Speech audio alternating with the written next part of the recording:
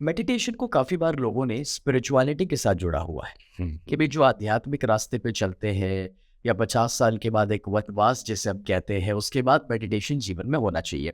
But मैंने अपनी life में बहुत यंग एज पे मेडिटेशन को अपनाया है और मैं जानता हूँ कि जितना यंग एज पर हम उसे अपनाते हैं उससे बेनिफिट ज़्यादा है। तो मैं डेफ़िनेटली। आपसे ये पूछना चाहता हूँ कि क्या मेडिटेशन बिजनेस लाइफ में करियर के अंदर ज़्यादा सफल होने के लिए या इवन हमारे रिलेशनशिप्स के ऊपर हेल्थ को बेहतर करने के लिए क्या ये सारे एरियाज और एस्पेक्ट्स के ऊपर इफेक्ट कर सकता है या फिर सिर्फ स्पिरिचुअलिटी के लिए है मेडिटेशन? नहीं, ऐसा नहीं है कि सिर्फ़ स्पिरिचुअलिटी के लिए है। अ, दूसरी जो बातें हैं जैसे प्रैक्टिकल लाइफ़ की हो, बिज़नेस में सक्सेस, प्रोफ़ेशन में सक्सेस की, ये सब इसमें भी इसका बहुत बड़ा असर आता है। हालाँकि ध्यान का जो मूल लक्ष्य है, वो यही है कि हम हमारी हायर सेल्फ़ के साथ या तो सुपर नेचुरल पावर जो है, या तो जिसे हम परमात्मा कहते हैं, उसके साथ एक हो जाए। क्योंकि आप जानते हैं कि यौगिक विज्ञान का ये एक भाग है। पतंजलि मुनि ने जो दिया है अष्टांग योग, उसका ये 7वां अंग है। इसके बाद का जो अंग है वो तो सीधा कनेक्शन की ही बात है, समाधि वाला। तो है ये पाथ स्पिरिचुअल जर्नी के लिए।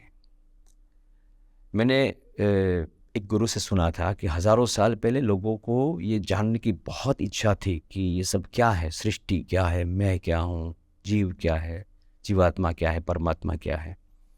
बहुत सारे मार्ग पे काम किया, मगर कहीं से सफलता नहीं मिल रही थी। देन समहाउ ये ध्यान के ज़रिए ये संभव हो पाया। सो वो उसका मूल लक्ष्य है। मगर ये जो हमारी मटेरियल लाइफ है, उसमें इसके जो फ़ायदे होते हैं वो उसका बाय प्रोडक्ट है, और इतने गज़ब के फ़ायदे होते हैं। जैसे इसको एग्ज़ाम्पल से समझना होगा। फॉर एग्ज़ाम्पल मैं आपको पूछूँ कि कोई एक आदमी बिज़नेस कर रहा है एंड वो चाहता है कि वो अपनी इनकम को 5 टाइम्स बढ़ाए, 10 टाइम्स बढ़ाए। तो उस आदमी इस वक़्त जो कर रहा है, उसमें से आगे चल कर के बहुत कुछ करना चाहता है। ये करूँ, वो करूँ, ये करूँ, वो करूँ। अब वो कन्फ्यूज़न के साथ करेगा या क्लैरिटी के साथ करेगा, दोनों में क्या फ़र्क आएगा? कौन से में ज़्यादा संभावना है 5 टाइम्स इनकम को ले जाने की? क्लैरिटी के साथ। तो क्लैरिटी के पीछे जो रिस्पॉन्सिबल है दैट इज़ मेडिटेशन। राइट। ध्यान करते करते करते करते इसका सबसे बड़ा बेनिफिट ये होता है कि माइंड जो है इंसान का वो बहुत क्रिस्टलाइज्ड होता जाता है, एंड वो माइंड जो है उसकी क्लैरिटी एक अलग लेवल की होती है।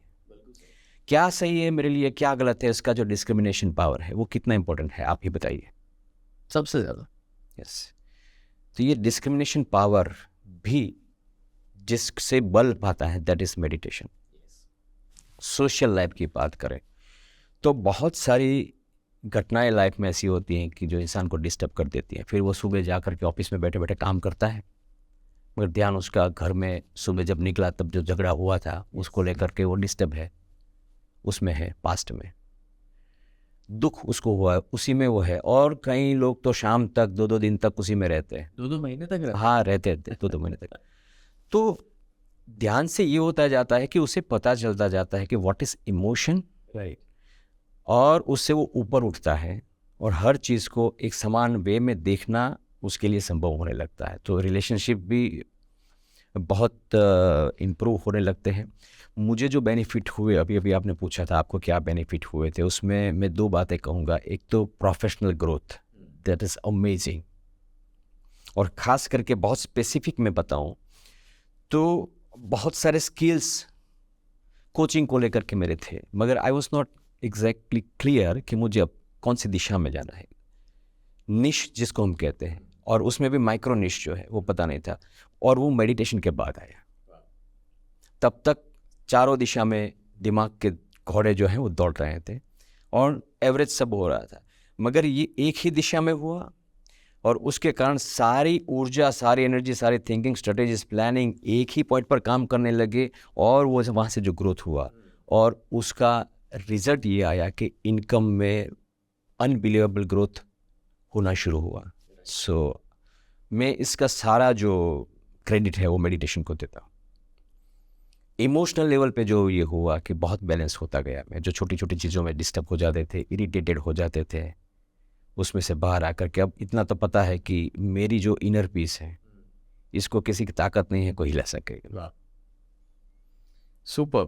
सो मेडिटेशन सबके लिए है, और खास करके अगर प्रैक्टिकल लाइफ में भी सक्सेस पाना है तो इट हेल्प, जैसे आपने कहा, क्योंकि healthy mind is equal to healthy finance, ऐसा मैं मानता हूँ। या बिल्कुल, या healthy mind is equal to healthy business, क्योंकि अगर ये ठीक नहीं है तो सारी चीज़ों को डिस्टर्ब कर सकता वो है। हम तो आप भी जानते हैं कि पिछले 20-21 साल से हम सिखा रहे हैं कि हमारे मन की शक्तियाँ अनंत हैं, हमारे मन के पास इतना पावर है। सब कॉन्शियस माइंड के पास 90% पावर है, कॉन्शियस माइंड के पास 10% पावर है, मगर ये 90% पावर का यूज़ करने वाला कॉन्शियस माइंड 10 जगह पे कंफ्यूज्ड है, या तो पास्ट में ही रहता है, वो क्या कर पाएगा इनसे।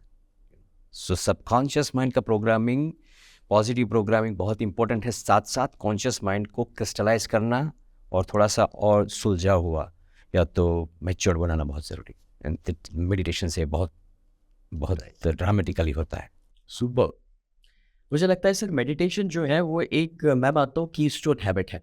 यस, कीस्टोन मतलब कि जैसे पुराने ज़माने में डॉक्टर्स के पास जाते थे, और हो सकता है कि हम 100 अलग अलग टाइप की बीमारियां लेकर जाए, लेकिन उनके पास दवाई जो थी वो 5 ही किस्म की हुआ करती थी। पीली वाली पैक करो, नीली वाली पैक करो, सफ़ेद वाली पैक करो, वो 4 या 5 से ही काम हो जाता था। एग्जैक्टली वैसे अगर आज मुझे लगता है कि बहुत सारे प्रॉब्लम्स हैं जो लोग हमारे पास लेकर आते हैं, लेकिन कुछ 2-3 ऐसी आदतें अगर हम दे दें जिसमें सारे प्रॉब्लम का हल छुपा हुआ है, तो वो 2-3 अच्छी आदतों में एक आदत मेडिटेशन है बिल्कुल कि मेडिटेशन। वो ज़्यादातर प्रॉब्लम्स को सॉल्व कर सकती है। चाहे वो किसी को नेगेटिव थिंकिंग हो, डिप्रेशन में कोई परेशान है, कोई ज़्यादा स्ट्रेस में रहता है, हेल्थ भी आज आप जानते हैं कि ज़्यादातर स्ट्रेस को लेकर ही इश्यूज खड़े हो जाते हैं। इवन मैं जितने भी स्पिरिचुअल टीचर्स, गुरु को अभी तक मिला हूँ, तो उनका भी यही कहना है कि अपने आप को इमोशनल लेवल पर हील करना ही सबसे ज़रूरी है, और उसी के बाद फिजिकल लेवल पर हम लोग अपने आप को हील कर सकते हैं। और अगर वो ठीक हो गया हाँ, तो कभी कभार शरीर के लेवल पर काम करने की जरूरत ज़रूरत ही नहीं होती।